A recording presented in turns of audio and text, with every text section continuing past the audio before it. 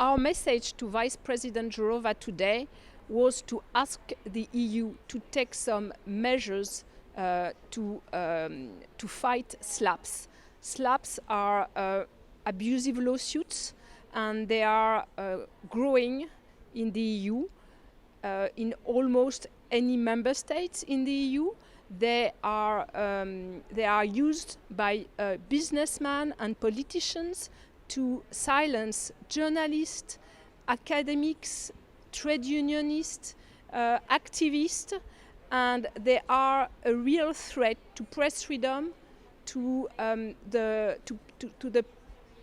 public's right to be informed, and also beyond that to democracy.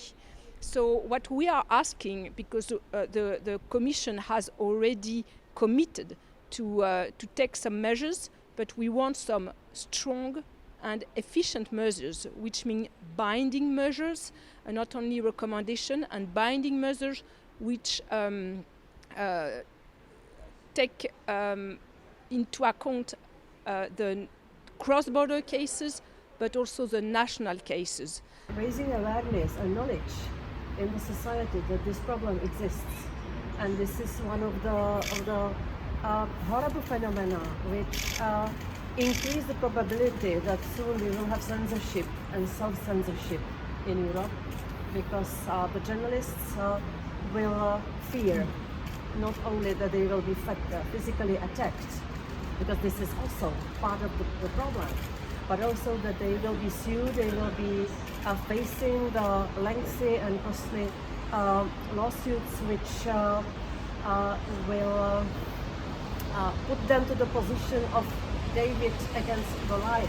We were sued for defamation by the agricultural minister of the province of South Tyrol, and he got over 1,300 farmers to join his criminal complaints because we criticized the high pesticide use in the apple cultivation of that region. Could basically have destroyed us, because if all of these over 1,000 farmers had asked for compensatory damages, that would have basically ruined the organization. Really took a lot of our resources and obviously put us under a lot of stress, because it threatened the existence of our organization. Started in Panama, where I was living and working as a correspondent.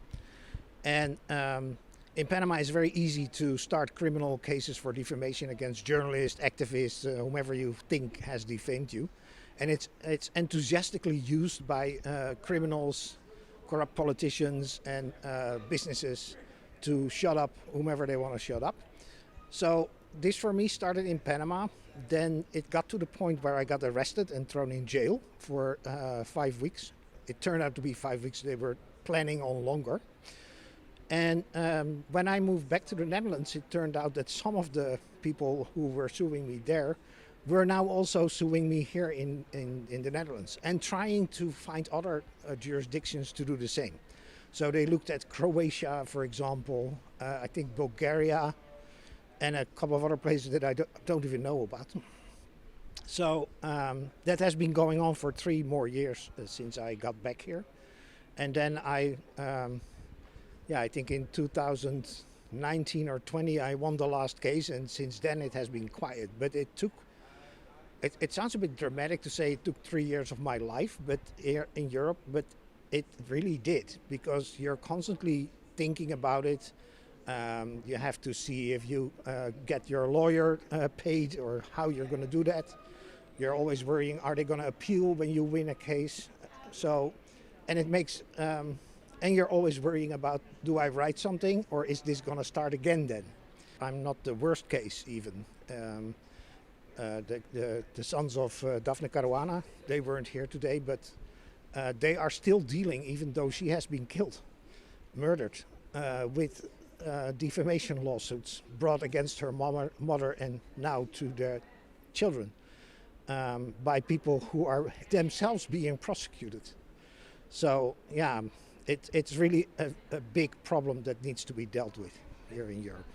Everyone should have access to justice and be able to defend its reputation. But when we talk about SLAPPs, there is a unbalance of power between these very powerful people who are attacking journalists, who are with lawsuits, and their intention are not to win. Their intention are to silence journalists, to exhaust their money, to make the procedure last as long as possible. And sometimes, I mean, there are lawsuits, but there are also a lot of letters of threats.